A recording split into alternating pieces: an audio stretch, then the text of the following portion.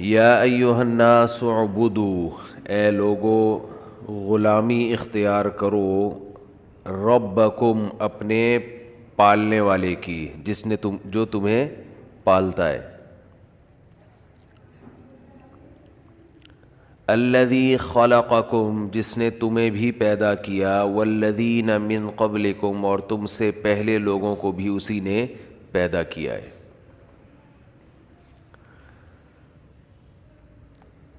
اللہ تعالیٰ نے اس کائنات کو بنایا اور پھر اس میں انسان کو بنایا، پھر انسان کی ہدایت کے لیے، اس کی رہنمائی کے لیے اپنے سفیروں کو بھیجا، پیغمبروں کو بھیجا، اور وہ تمام کے تمام پیغمبر ایک ہی بات بتاتے رہے کہ ایک خدا پر ایمان لے کر آؤ اور اس کی عبادت کرو، اس کی غلامی کرو۔ آج پوری دنیا اللہ کی غلامی سے نکلنے کی کوشش کر رہی ہے۔ دنیا کا سب سے فضول ترین کام عبادت بن گیا ہے۔ گھر میں والدین کی اگر اولاد ہو، کمانے والے بچے کی قدر ہے، لیکن اگر کوئی دین پہ چل رہا ہے تو اس کی قدر نہیں ہے۔ گھر کا بھی یہی اصول ہے، ملکوں کے بھی یہی اصول ہیں، اور دنیا کے بھی یہی اصول ہیں کہ انسان سے محبت اس بیس پہ کرتا ہے کہ آپ اس انسان کے لیے کیا کرتے ہیں، اس انسان کے لیے آپ کیا خدمت کر رہے ہیں۔ اس سے کسی کو بحث نہیں ہے کہ اللہ کے لیے کون کیا کرتا ہے۔ دنیا میں اچھائی اور برائی اسی پہ گھوم رہی ہے کہ آپ کسی کے لیے کیا کرتے ہیں۔ حضرت ابو طالب نے نبی صلی اللہ علیہ وسلم کے جو چچا تھے، انسانیت کی بھلائی کے لیے آپ نے بہت کچھ کیا، لیکن کلمہ پڑھے بغیر دنیا سے گئے۔ تو نبی صلی اللہ علیہ وسلم نے فرمایا میں قیامت کے دن ان کی سفارش نہیں کر سکتا۔ تو ہم اگر اللہ کو مانتے ہیں، اللہ کے پیغمبروں پر ہمارا ایمان ہے، یقین ہے،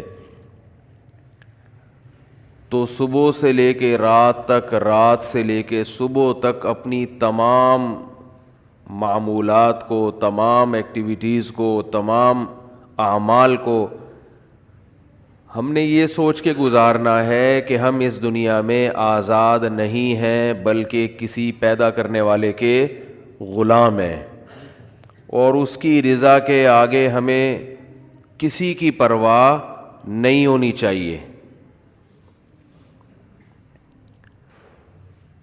یہ بات خوب اچھی طرح سمجھ لینی چاہیے کہ اسلام کا جو مزاج ہے، مزاج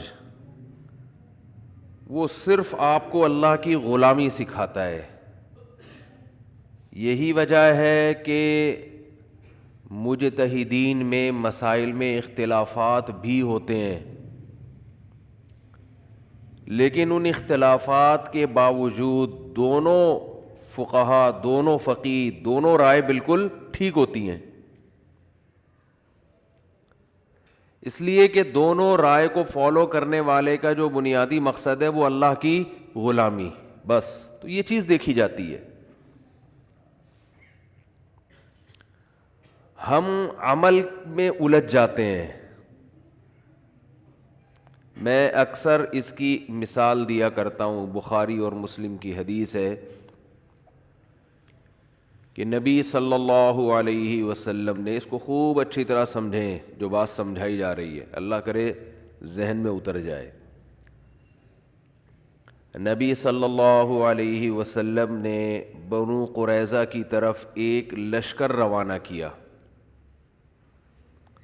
اور آپ صلی اللہ علیہ وسلم نے اس لشکر سے فرمایا کہ جب تک بنو قریظہ نہ پہنچ جاؤ عصر کی نماز کسی نے بھی ادا نہیں کرنی، عصر وہاں پہنچ کے پڑھنی ہے۔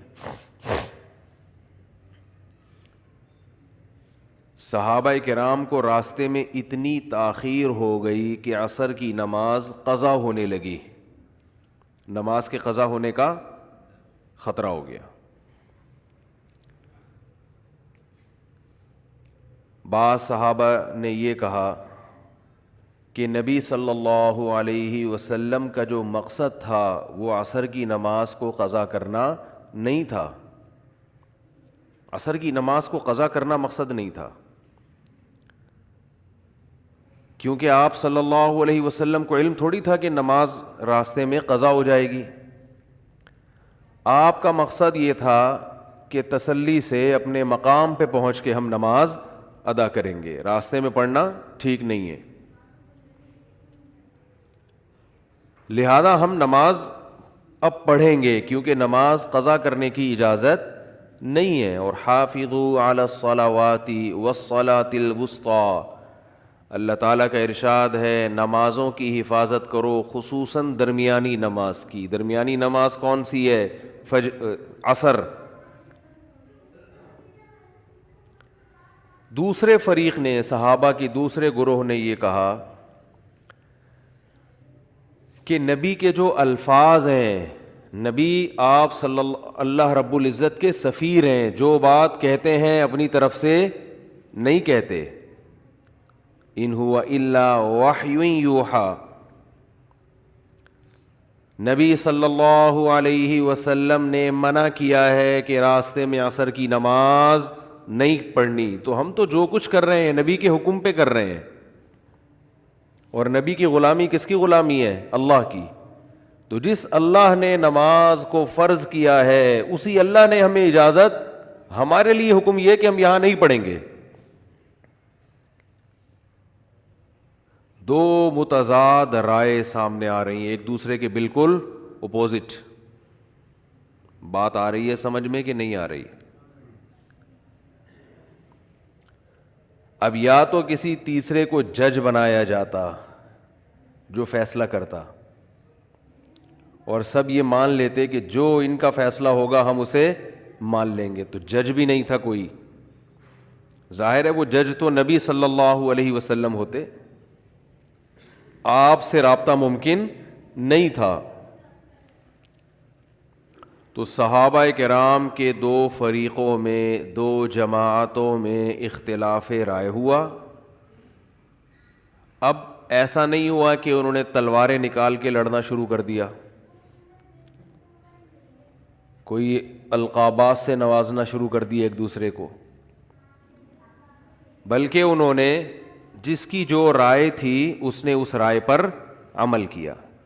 بعض حضرات کی رائے یہ تھی کہ نماز پڑھنی ضروری ہے، نبی کی حدیث کی انہوں نے تعویل کی ہے۔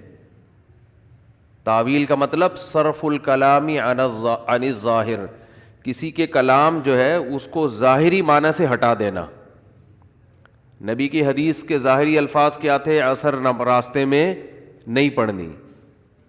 تو دوسرے دلائل کے پیش نظر، کیونکہ قرآن میں عصر کی خصوصی تاکید ہے، اس آیت کے پیش نظر اور نبی کے عام معمول کے پیش نظر کہ آپ نے نماز کبھی قضا نہیں کی ہے، تو اس معمول کے پیش نظر انہوں نے حدیث کے اس ظاہری الفاظ کو، بولو بھائی، پھیر دیا، سمجھ رہے ہو، ہٹا دیا اپنے ظاہر سے، کہ یہاں یہ جو نبی نے حکم دیا کہ راستے میں عصر کی نماز نہیں پڑھنی، یہ اس صورت میں تھا، یہ شرط بڑھا دی انہوں نے کہ بشرطے کہ نماز قضا ہونے کا خطرہ نہ ہو۔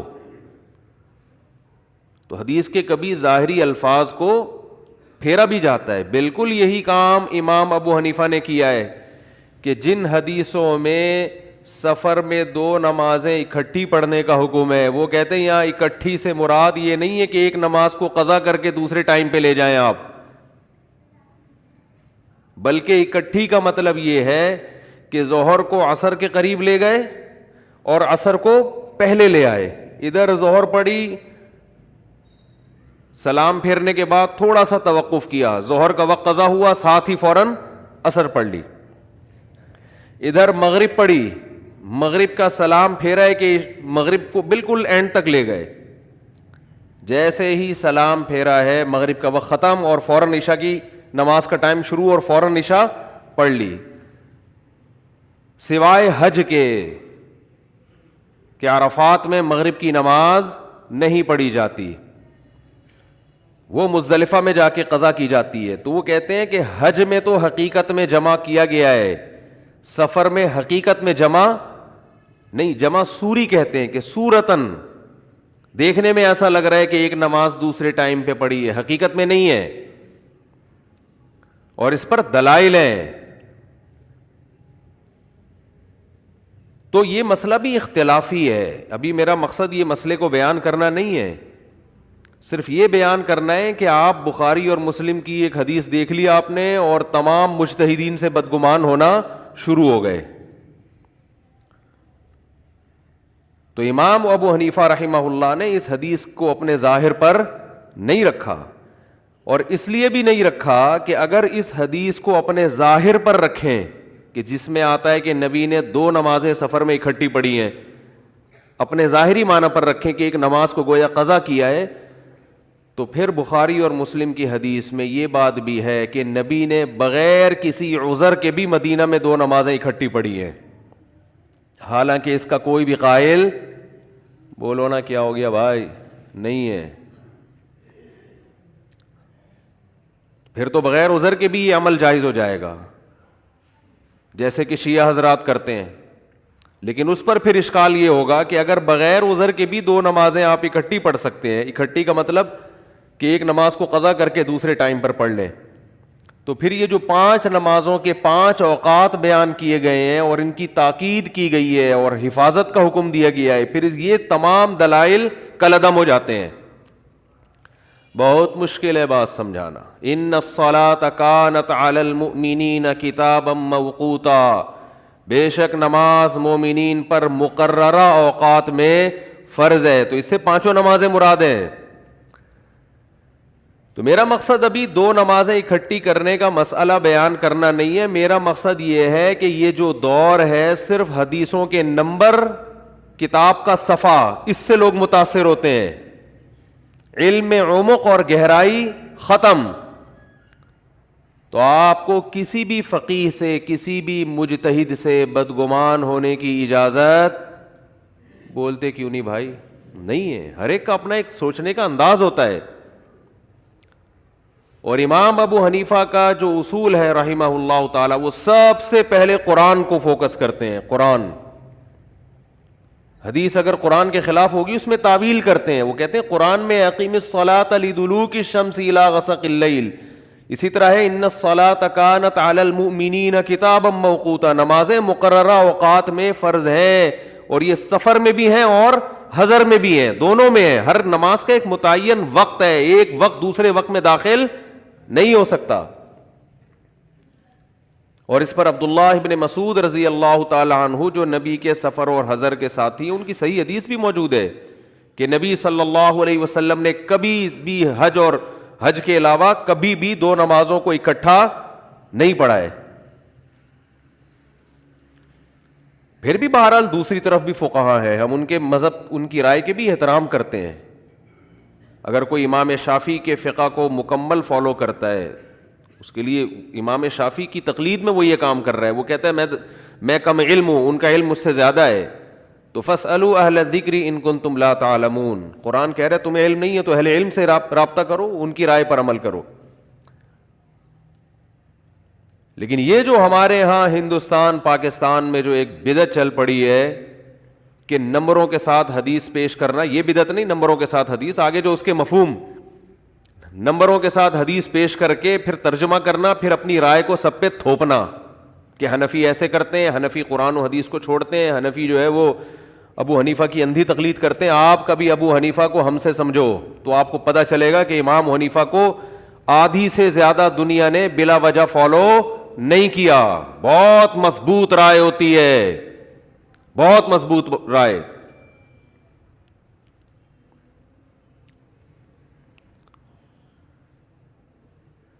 تو بڑے بڑے محدثین ہیں جو امام ابو حنیفہ کو فالو کیا کرتے تھے, ان کی تقلید کیا کرتے تھے. ان سے جب پوچھا جاتا کہ آپ خود اتنے بڑے محدث ہیں اور آپ ابو حنیفہ کی رائے پر عمل کرتے ہیں, وہ کہتے ہیں ما سمعنا رأیا احسن من رأی ابی حنیفہ, ہم نے ابو حنیفہ کی رائے سے بہتر رائے نہیں دیکھی. بہت معتدل, ہر طرف سے دلائل میں غور و فکر کر کے. تو خیر بات یہ چل رہی تھی کہ رسول اللہ صلی اللہ علیہ وسلم نے اس فریق کو حکم دیا کہ بنو قریظہ پہنچنے سے پہلے عصر کی نماز, بولو بھائی, نہیں پڑھنی.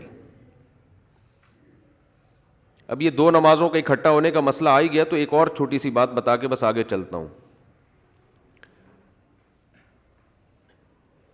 کہ دو نمازیں جو فقہا یہ بھی جائز بھی کہتے ہیں نا, سفر میں دونوں کو ایک کو دوسرے وقت میں داخل کر کے پڑھا جائے, جو جائز بھی کہتے ہیں, جیسے امام شافعی, امام احمد بن حنبل کی رائے یہی ہے کہ جائز ہے, تو وہ بھی اس کو ثواب کا کام نہیں سمجھتے, گنجائش دیتے ہیں, گنجائش. ان کے ہاں بھی اصل سنت اور افضل عمل یہی ہے کہ ہر نماز اپنے ٹائم پہ سفر میں بھی پڑھی جائے. اور یہ کیونکہ علامہ ابن قیم رحمہ اللہ نے لکھا ہے کہ یہ کام جو سفر میں دو نمازیں اکٹھی پڑھنا, نبی نے یہ عمل متواتر سنت نہیں ہے, بہت کم ہوا ہے, یہ بہت شدید عذر میں یہ کیا ہے آپ صلی اللہ علیہ وسلم نے. جبکہ ہم اپنے اہل حدیث بھائیوں کو دیکھتے ہیں کہ وہ جب بھی سفر کر رہے ہوتے ہیں دو نمازیں اکٹھی پڑھ رہے ہوتے ہیں. تو یہ خود نبی کے عمل کے خلاف ہے,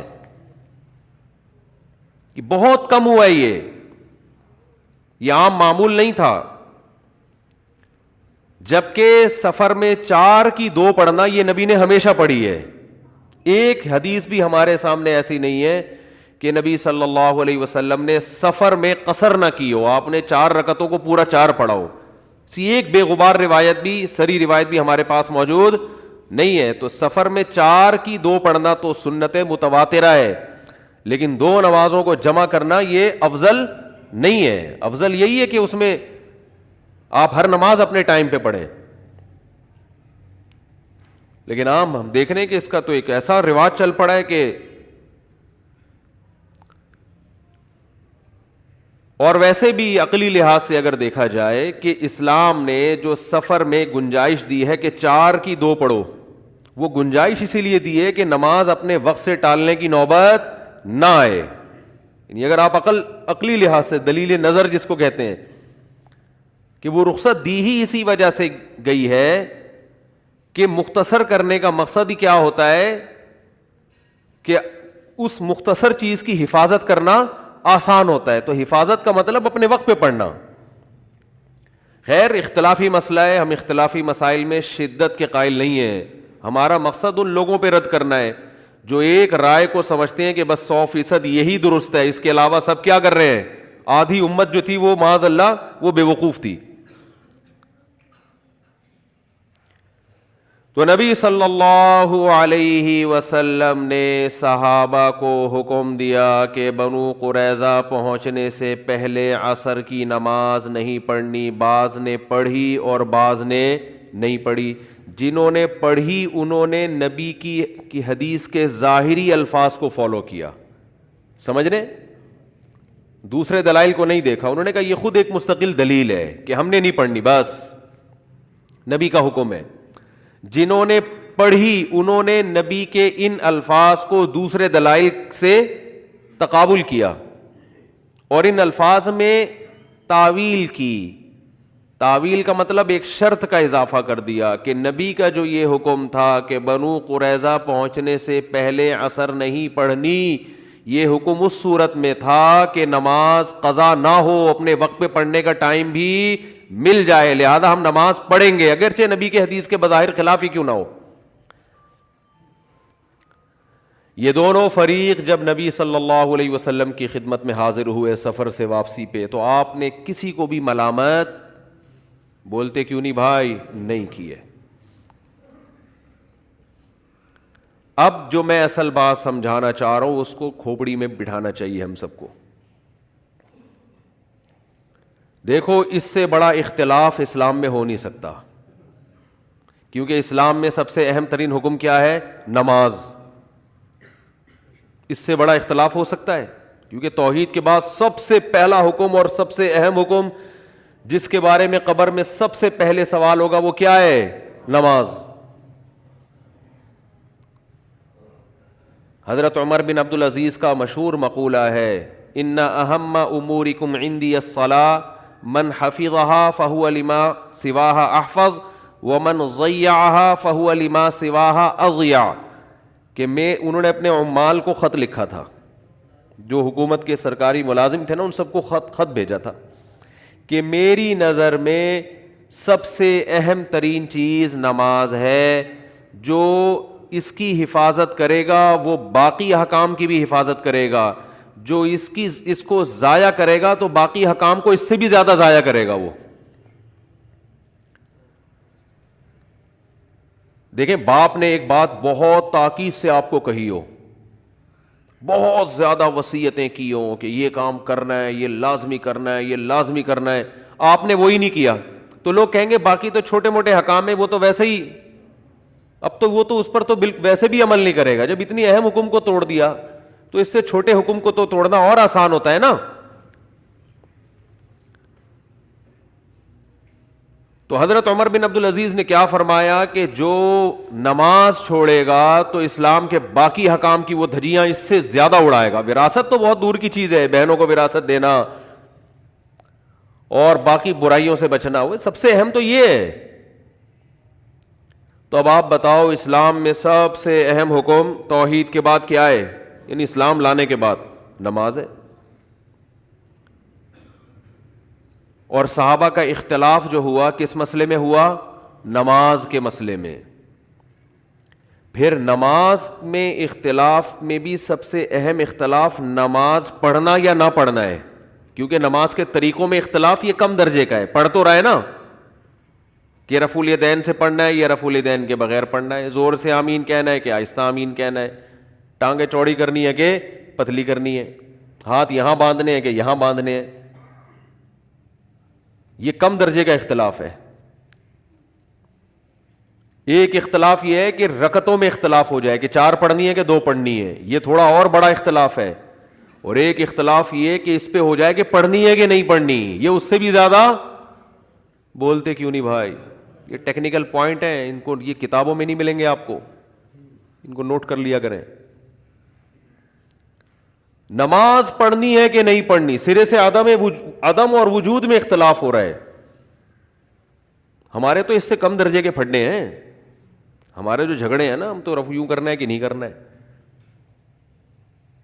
پھر جو کہتے ہیں یوں کرنا ہے وہ کہتے ہیں نہیں بھی کرو تو ہو جائے گی بہرحال، لیکن کر لو۔ ہم کہتے ہیں بھائی نہ کرنا بہتر ہے، نبی کی آخری نماز کیا تھی؟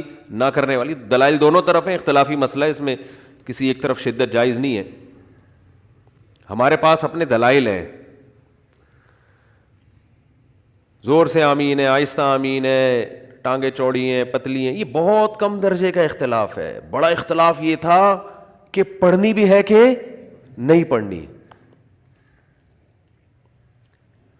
پھر اس سے بھی بڑا اختلاف یہ ہے، ایک اگر پڑھنے اور نہ پڑھنے میں اختلاف ہوتا، لیکن اختلاف کی نوعیت یہ ہوتی کہ پڑھنا مستحب ہے یا نہ پڑھنا مستحب ہے، تو یہ بھی بڑا اختلاف تھا، مگر یہ مستحب کا ہو رہا ہے اختلاف کہ پڑھنا بہتر ہے یا نہ پڑھنا بہتر ہے۔ دونوں فریق کہہ رہے ہوتے جائز تو ہے لیکن بہتر ہے کہ نہ پڑھو، ایک کہہ رہا ہوتا کہ جائز تو ہے کہ نہیں پڑھو لیکن بہتر ہے کہ پڑھ لو۔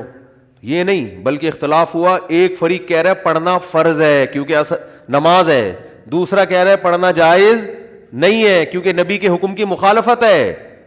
فرض، جائز اور ناجائز کا اختلاف ہو رہا ہے کہ پڑھنا جائز بھی ہے کہ نہیں ہے، یہ اور اونچے درجے کا اختلاف ہو گیا کہ نہیں ہو گیا۔ یہ ایسے جیسے ایک کہے کہ رفع الیدین سے نماز ہوتی ہے، دوسرا کہے کہ کر لیا تو نہیں ہوگی، ایک کہے کہ نہیں کیا تو نہیں ہوگی، ایک کہے تو کیا کر لیا تو نہیں ہوگی، بالکل ایک دوسرے کے اپوزٹ آ کے کھڑے ہو گئے۔ تو نماز کے فرض اور ناجائز ہونے میں اختلاف ہو رہا ہے۔ ایک فریق کے نزدیک نماز چھوڑنا جائز نہیں ہے عصر کی نماز جو بنو قریظہ جاتے ہوئے، اور دوسرے فریق کے نزدیک پڑھنا جائز نہیں ہے. یہ اور اونچے درجے کا اختلاف ہو گیا نا. بہت مشکل ہے بات سمجھانا بھائی، بہت مشکل ہے. اور نماز کی سنتوں کے بارے میں نہیں ہو رہا اختلاف کہ پہلے 4 سنت پڑھنی ہے کہ نہیں پڑھنی، بعد میں 2 سنت پڑھنی ہے کہ نہیں پڑھنی، نہ فرض نماز کے بارے میں یہ اور اونچے درجے کا اختلاف. اور پھر نماز بھی کون سی؟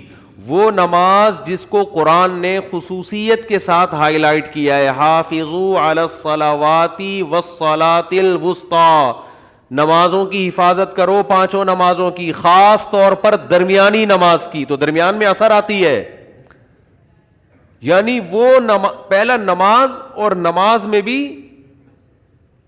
سب سے اہم ترین نماز. تو اسلام میں کسی حکم کے بارے میں اس سے زیادہ شدید نوعیت کا اختلاف ہو نہیں سکتا تھا. اتنا شدید، یعنی اس سے زیادہ بڑا اختلاف نہیں ہو سکتا تھا احکام کے بارے میں. اس کے باوجود 2 متضاد رائے کو نبی صلی اللہ علیہ وسلم نے درست قرار دیا. کسی پر بھی ملامت، بولتے کیوں نہیں بھائی؟ بولنا پڑے گا آپ کو. اب کسی پہ بھی ملامت نہیں کی ہے آپ نے. کیوں؟ اس لیے کہ یہ جو قرآن کا حکم ہے نا، یا ایھا الناس اعبدوا ربکم، اپنے پیدا کرنے والے، اپنے پالنے والے کی غلامی کرو. تو غلامی پر دونوں نے پورا عمل کیا. اب اسلام عمل کو نہیں دیکھ رہا، جو مقصد تھا حاصل ہو گیا ہے، کیونکہ ان کے بس میں اس سے زیادہ غلامی ممکن نہیں تھی. فاتقوا اللہ ما استطعتم، جتنی استطاعت ہے اتنا اللہ سے ڈرو. اس سے زیادہ استطاعت نہیں ہے بھائی. اب رائے کو کیسے تبدیل کریں؟ ایک کی سمجھ میں یہ آ رہا ہے کہ نبی کا حکم یہاں نہیں ہے وہاں کے بارے میں، ایک کے سمجھ میں آ رہا ہے کہ یہی پڑھنی ہے. اب یا تو نبی خود وحی کے ذریعے آ کے بتائیں کہ میری مراد کیا تھی. جب یہ پاسبل نہیں ہے تو اب رائے کو تبدیل کرنا ممکن نہیں ہے. جب اللہ کی رضا ہے تو بس اس نے اللہ کے حکم کو پورا کر دیا. جو لبرلز لوگ ہیں، جو اسلام سے ہٹ کے زندگی گزارتے ہیں، وہ عمل کو دیکھتے ہیں. اسلام اللہ کی غلامی کو فوکس کرتا ہے کہ آپ نے انسان کا بچہ بن کے زندگی گزارنی ہے، خدا کے غلام ہو، اس کے مطابق زندگی گزارنی ہے. آگے آپ کا عمل اس بنیاد پر کیسا بھی عمل کیوں نہ ہو، اللہ اس کو قبول کر لے گا. عمل کی پیچیدگیوں میں نہیں جانا آپ نے. عمل کی بیس یہ ہونی چاہیے کہ اللہ کی رضا، اللہ کی غلامی، عبودیت، بس. اس سے اگر رائے میں بھی اختلاف ہو رہا ہے، عمل بھی متضاد ہو رہا ہے، آپ احتیاطوں پہ عمل اس لیے کرتے ہو اللہ کا حکم ہے، اس کے بعد نقصان ہو جائے کوئی مسئلہ نہیں ہے بھائی. ہم نے اس لیے عمل کیا ہی نہیں تھا کہ نقصان نہ ہو. نقصان کس کے ہاتھ میں ہے؟ نفع نقصان. تو مسلمان کو تو ویسے ہی ٹینشن ختم ہو جاتی ہے. آپ پیسہ کمانے کی کوشش اس لیے کرتے ہو، اللہ کا حکم ہے، حلال کمانا عبادت ہے. مل گیا ٹھیک ہے، نہیں ملا تو مقصد تھوڑی ہے، مقصد تو اللہ کی غلامی تھا، وہ ہم نے کر لی بھائی. خامخواہ کی ڈپریشن، خامخواہ کی ٹینشن لوگوں نے لی ہوئی ہے. یار اللہ نے حکم دیا تھا یہ کرو، ہم کر رہے ہیں، پھر بھی نتیجہ تو نکل نہیں رہا. تو بھائی تم نے اللہ کے حکم کی وجہ سے کیا تھا نا، بس کر لیا، ثواب مل گیا، پتلی گلی سے نکلو. ابھی ستار بھائی بھی آنے والے ہیں تھوڑی دیر میں، غفار بھائی بھی آنے والے ہیں. پورے بیان میں آج پتلی گلی نہیں آئی تھی نا، چوڑی گلی پتلی گلی.